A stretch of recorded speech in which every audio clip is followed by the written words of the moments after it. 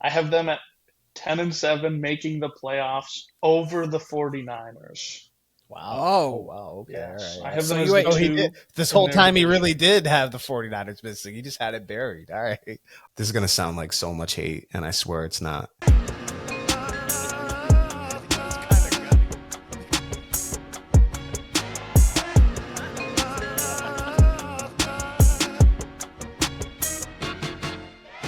NFC West. Start off with the NFC champions last year in the San Francisco 49ers. Timmy, how do you see their season shaping out? I would like to start out by saying every year in the NFL, teams go from best to worst. They go from worst to best. It happens all the time. It's not crazy to say a team that's loaded with talent is bad.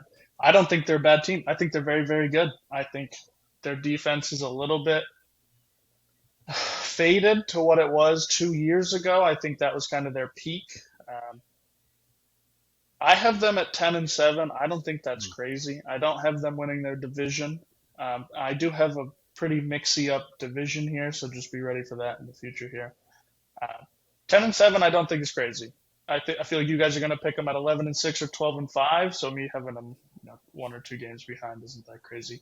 I think a little bit of a Super Bowl hangover. Maybe we see Debo start to show his age. He's definitely not old. I'm not saying he's like 35 or something, but when you play him at running back for 2 seasons, that takes a toll. CMC's already got a calf injury that he's had before, which scares me. Trent Williams is threatening to hold out if he doesn't get a contract reworked. They just barely finished up all this Brandon Ayuk diva saga 2 weeks before the season started. There's definitely a lot of things that could go wrong here. So I'm putting them at 10-7. I think they regress slightly. Yeah. I'm going to go right after this. I agree. I have them at 10-7 and not winning the division. Incredible. I think that this team's obviously good. I think they're going to make the playoffs. I think they're going to be competing for the division. I just don't have them winning the division this year. Again, as Timmy said, they're not the same exact 49ers team that we've seen 2 years ago. Not that they've fallen off a cliff by any means. They have not fallen off by any means. They're still a very good team, but there are little pieces to them. Last year, a reason why I had them losing against the Packers is because in the playoffs, and that was my prediction. The reason being is they were allowing 5 yards a clip for a long time on the ground to running backs. And I understand they got Hargrave and they got Malik Collins, but we'll see if that rectifies itself there. It could. They are good enough too, but we'll see if that rectifies itself. They obviously have the best middle linebacker in the game, but they also have a tough schedule. You see the Rams twice, you see the Cardinals, you see the Seahawks. Obviously, every division game is going to be tough. You've played teams like the Packers, the Bills, the Bears, the Dolphins, the Lions, the Cowboys, the Chiefs. Their schedules is extremely tough. So having them at 10 wins, I don't think is insane. If you have them at 11 or 12, whatever. But I have them 10-7. I don't have them winning the division either. I'm actually in lockstep with Timmy there.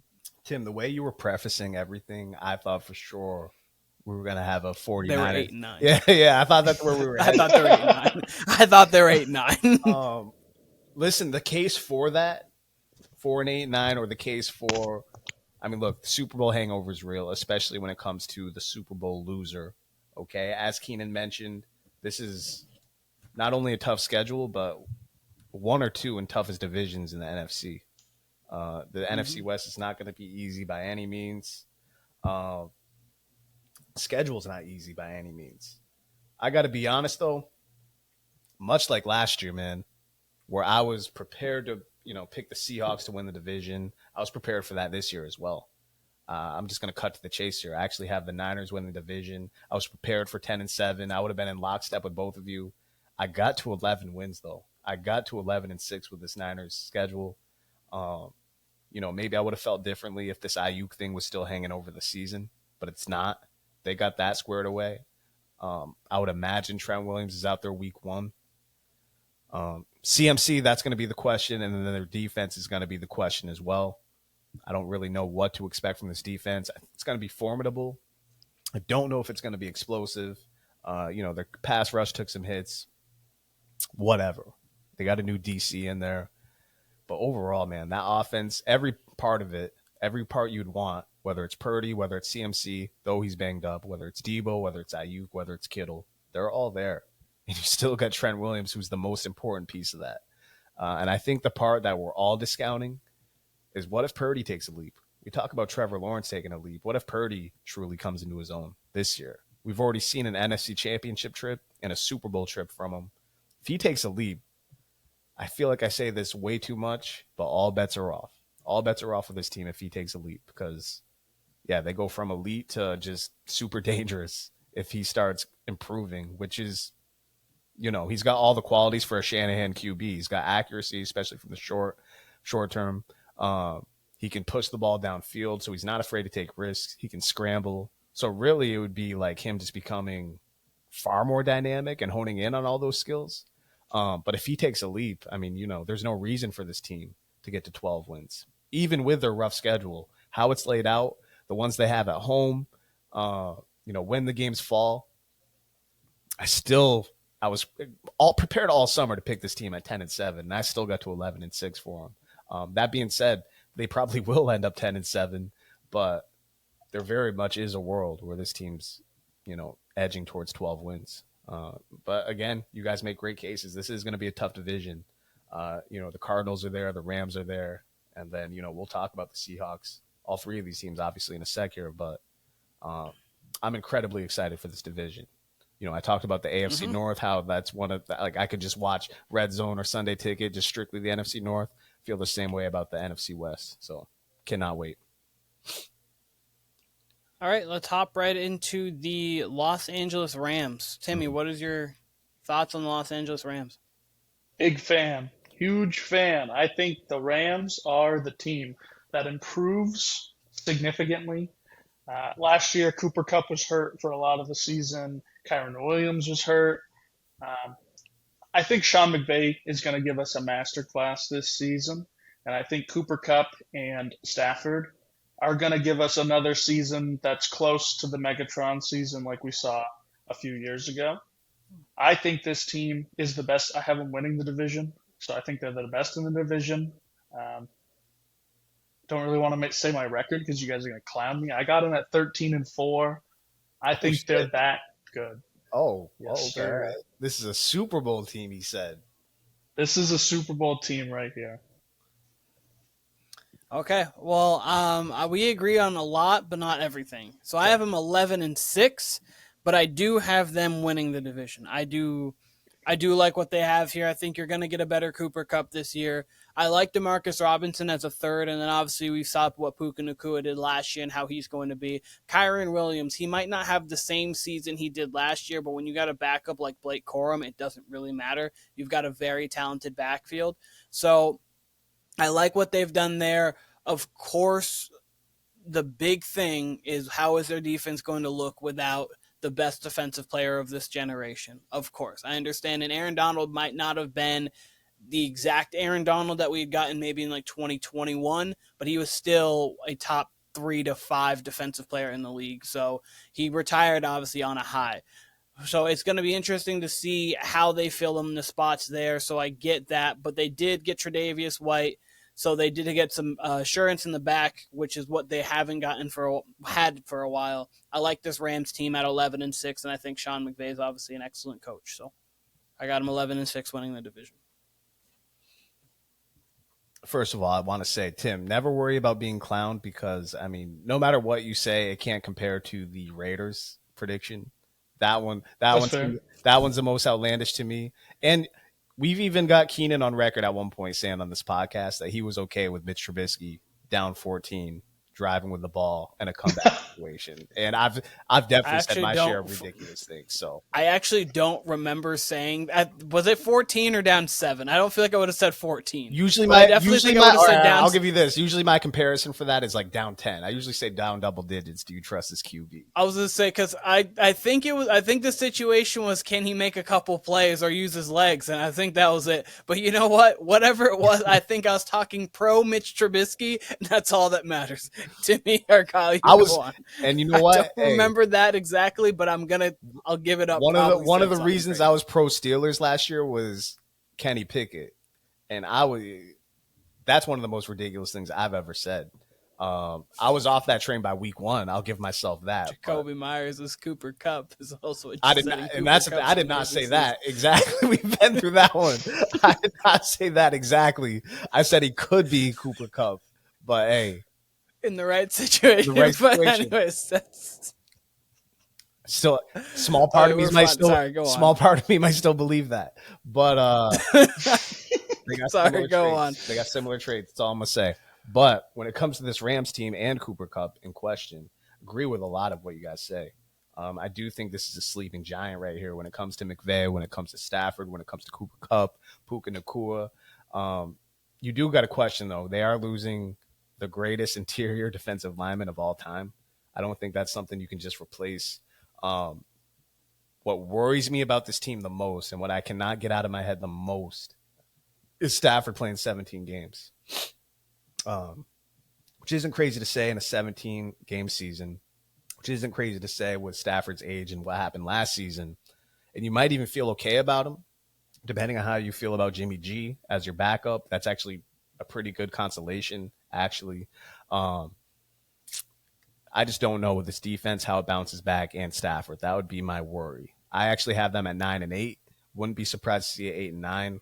I think I was honestly ready most of this offseason to pick them for the playoffs. I do think this is this could possibly be a 3 playoff division or 3 playoff team division when it comes to the NFC West.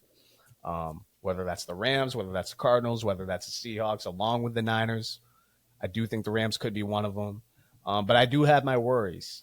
But I do think, at least in my case, I know I'm guilty of this. I can't speak to the national media. I can't speak to you guys.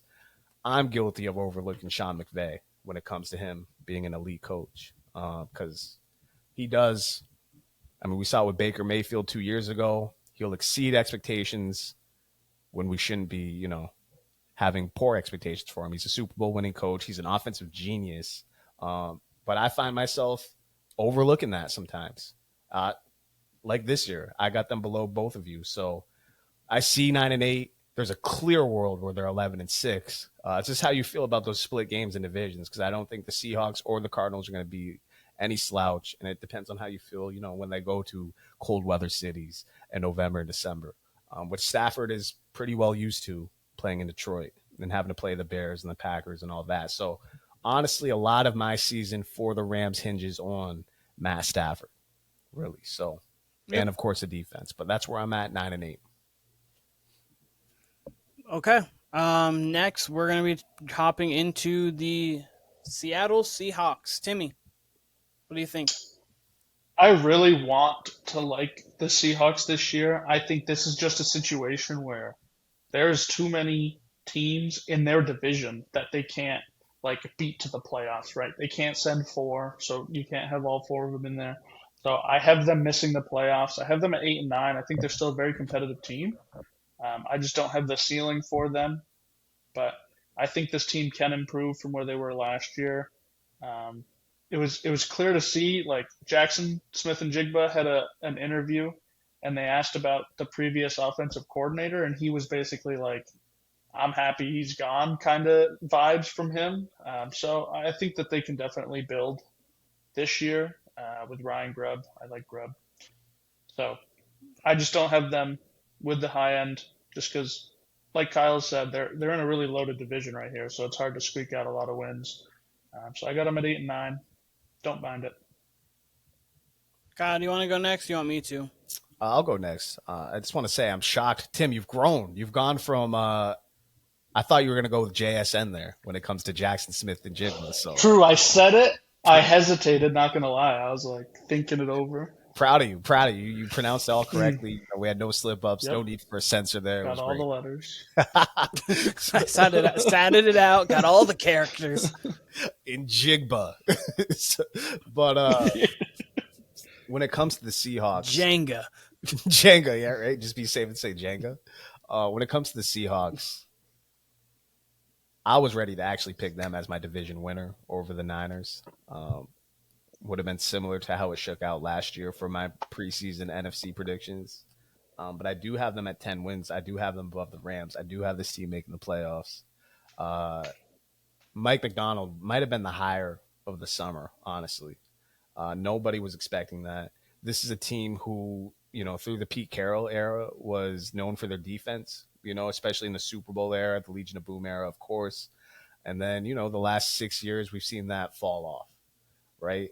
And I think he's even drafted well at defense when Carroll was there, and it just never seemed to match what we got on offense. And even the offense took a step back last year. Now we're in a case where they got an easier schedule. You got Mike McDonald in there, who, let's say he improves the defense to like league average. Let's say they're like the 16th best defense, right in the middle. Okay, and then the offense does what it does with their schedule. That should get you at least 8 wins.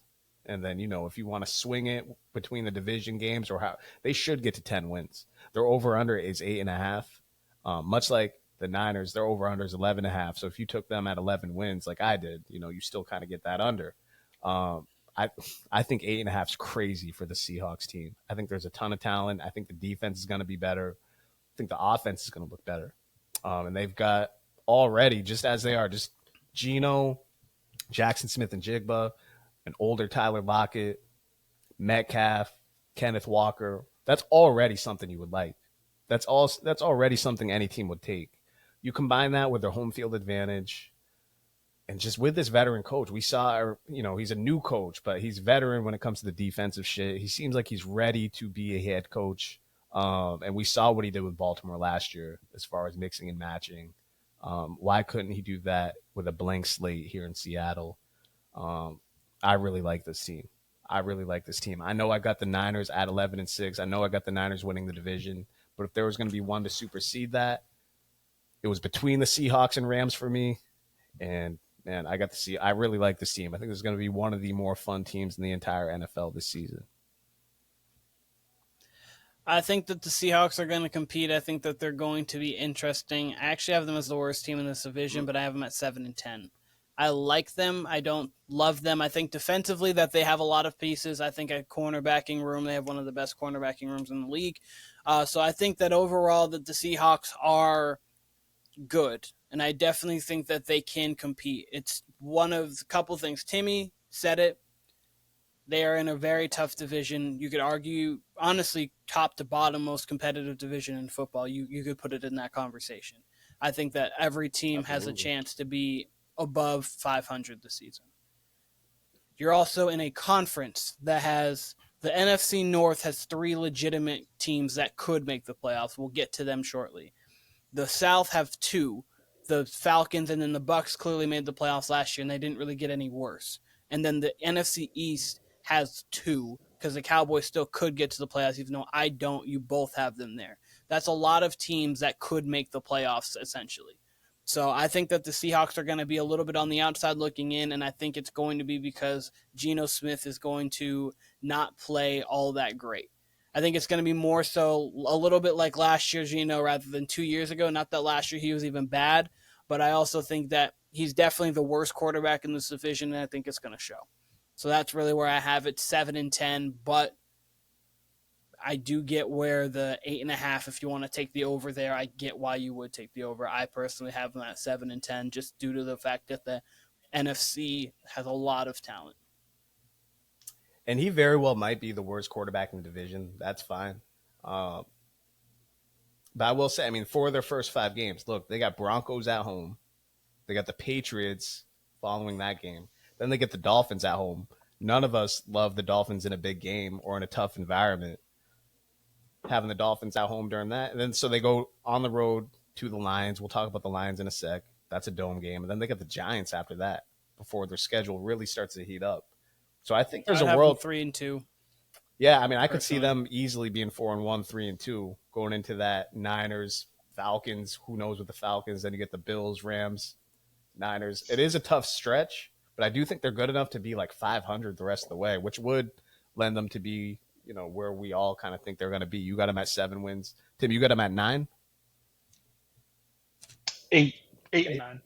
7, 8, and 10. So we're in the ballpark. I pretty much just have them in the swing games, with the Rams and the Cardinals.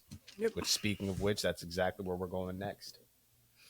Alrighty, so Timmy, Cardinals, what are your thoughts on them? Nice to see that Keenan doesn't have them last because I also do not have them last.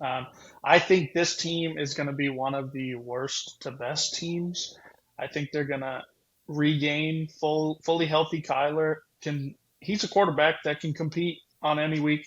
We saw it last year, even with no skill position on this team.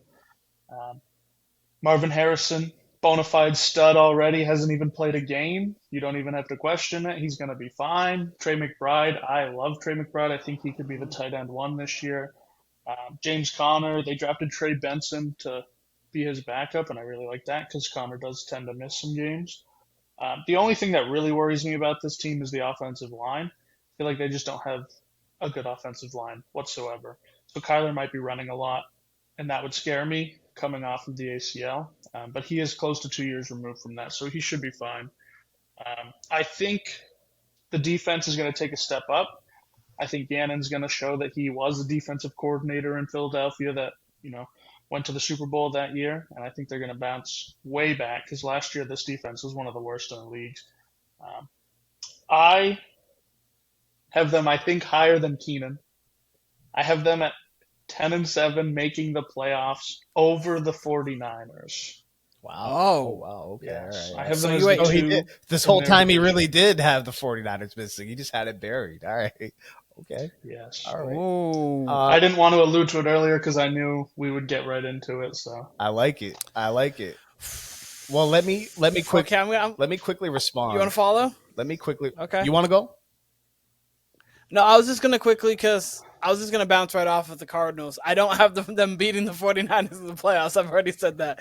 But I'll just quickly go. I have them 8-9. I don't have them making the playoffs, but I do think that they are going to be really good. So Marvin Harrison Jr., soft spot in my heart. He was part of the first college football game I ever watched. I watched him score 3 touchdowns in the first half. Went to Ohio State to watch the game. Guy's going to be a superstar. That's number one. 2, James Conner over the last 5 weeks averaged over 100 yards a game. He was running very well. They beat the Eagles in a game that the Eagles needed. We understand the Eagles are reeling, but they still put up 35 on them. They lost to the Seahawks by 1 point in the last week of the season. They played the San Francisco 49ers super close throughout the entirety of the game. Towards the end, the 49ers pulled away, but that was still 45-29. These are all in the last few weeks of the season when Kyler was starting to get his legs under him. Now you get him a legitimate number one. Trey McBride's just only going to ascend. You've got a full off season now of Kyler being able to get in, get right. Call of Duty's already came out, so he's got his time away and he's able to kind of focus on that and then now get back into the playbook. So all over, obviously tongue in cheek, but all over, I think that the Cardinals are going to be a very formidable opponent. They're going to win it week in, week out, be a tough task, and they have an easy schedule for the most part. Obviously, with a last place schedule. So, yeah.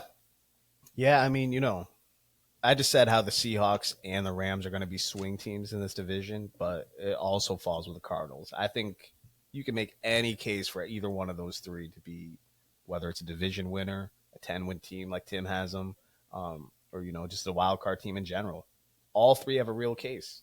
And, the more we say that, if the Niners were to split, just across the board, split the division, just went 1-1 with everybody, and then, like Keenan said, he mentioned their tough schedule. If they were to cough up a couple of those home games that you'd give them the advantage in or that they would be favored in, that does knock them down to where 10-7, 9-8 territory. And, if that were the case, yeah, absolutely. One of these teams will absolutely capitalize on that. It's crazy. I got them at 8-9, but, I mean, you could use the same description as I did for the Seahawks. They didn't have their full team last year. Now you got Jonathan Gannon, who can upgrade this defense. Now you'll have Kyler Murray, who that offense is just going to be fun no matter what. No matter what, that's going to be one of the most fun offenses, one of the best teams to watch, one of the most exciting teams to watch. So we know they're going to be competing. I don't think there's any world where this team gets below 7 wins. They're going to be right in the thick of it. I got them at 8-9. Obviously, I feel better about the Seahawks than I do this team. I think they're going to be right with the Rams and the Seahawks fighting for that second spot. But hey, there's definitely a world where the Niners cough up 2 more games than we thought. And yeah, I think all 3 of the Cardinals, the Cardinals, Rams, and Seahawks are going to have a claim at it. They really are, if that were to be the case. But I can't wait. I cannot wait. I view this division exactly how I view the AFC North, where it's just going to be all 4 of them beating up on each other. And whoever's the healthiest ultimately is going to be the one who wins it. Alrighty. Kyle, before you get to, I'm just going to answer it because we asked the general question of what we're most excited for in the NFC East, what we're most excited for in the NFC West. For me, it is Marvin Harrison Jr. I want to see how good this guy is from week 1. And he's got a legitimate quarterback to throw him the ball, so he doesn't have to come in with some guy. So he's got a legitimate quarterback. I think the pairing between Kyler and Marvin could be something special from week 1. So I'm super excited to see. And honestly, the race between him and Neighbors, I understand it's Daniel Jones over there, but still the race between him and Neighbors to see, okay, who is the best receiver in this class? Who can become one of those top receivers? I mean, we saw Jamar Chase year 1, Justin Jefferson year 1, like, these guys are your top 10. And that's how these receivers are coming into the league. They're so talented already. They can be top 10 guys within 16 games, 17 games. For sure. I'll piggyback off of that. I'll piggyback off of that. 1A would be – actually, 1B would be Marvin Harrison Jr. This guy seems to be the best wide receiver prospect since Randy Moss. And I just can't wait. I mean, you guys know I'm in the draft with you guys. We're in the same league. He was my round 2 pick, so I got a lot of expectations. You stole him from me. I figured if there's anyone who would take him, it would be you. So, yeah, I had to get him right at the top, spice my season up a little bit, and I have real expectations for him. I think it's going to be a monster season for him. I think he's going to assert himself as a top wide receiver pretty immediately. But my 1A is the Niners. I mean, the more I'm talking it out, and, when I said that I was ready to pick the Seahawks over them for the division, man, they have all the recipe for just a fall off. Just because, not because of their team, but more so all the success they've had the prior 5 or 6 years. They've had about as much success as you can have without winning. And then you throw in a first place schedule. You throw in a devastating loss in overtime to the Chiefs in the Super Bowl. The recipe's all there for it to just fall off. This Ayuk signing did salvage it. And again, I think this Trent Williams holdout is going to end week 1. I think he'll be there suited up against the Jets on Monday night. And then you do, for the moment, have a healthy Debo. And you do, maybe in a few weeks, we'll have a completely healthy Christian McCaffrey. The talent might just take over. But hear me say this a million times, there is a world where this, maybe not falls off, but it isn't quite the successful season that they want it to be. Again, I mentioned it when we talked about the Niners. I think the salvage for that is this isn't a quarterback they've had for 6 years and been through the gauntlet with. This is essentially a second-year quarterback. This is his 3rd season, but it's really going to be his 2nd full season and could be leaping at the right time. So we'll see, but that's going to be the story that fascinates me the most out of this entire division. All right, Timmy, you. I think I appreciate you going second because it gave me a time to think on this because I didn't want to go Marvin Harrison and I didn't want to go Kyler Murray or anything. I think what I'm looking forward to is Geno Smith because I think the end of the season, they could have a case to say we're moving on, that you're not the guy, you're not our guy. Maybe we're drafting, maybe we're trading. I don't know. Maybe they're in the Dak Prescott sweepstakes, whatever it is. If this team is good enough to compete every single week, but then they lose 5 games because Geno just isn't the guy, I think that they're ready to move on. I don't think that they're invested enough money into him to keep him. So, yeah, I think I'm just watching Geno. I don't really have any fears from all the other quarterbacks in this division. I think Geno, like Kyle said, is probably the worst quarterback in this division. And if that shows that he's a bad quarterback and he's not a starter, then I think they're ready to go. So. Okay. For sure. And we'll jump right into the NFC North. Timmy, hey, Detroit Lions. Keenan, let's end this one and let's do it a second show. Okay. We'll intro a new one that way. Keep it the same. This was right at 65 minutes, so that's perfect. Okay, so you go for that. Sure, yeah, I'll sign us out. So that was the NFC East and NFC West predictions. Thank you for joining us. As Keenan mentioned at the front of the podcast, go back and listen to our full AFC predictions. We got the AFC East, West, North, and South up there for you. Bold predictions over there. You got some bold predictions today. We will be recording part 2 of this podcast. We got the NFC North and South right on the way for you. So after you listen to this, click on to the NFC North and South afterwards. This was the Warner Brothas Podcast. Check us out on YouTube, Spotify, Apple Podcasts. We'll be back, y'all.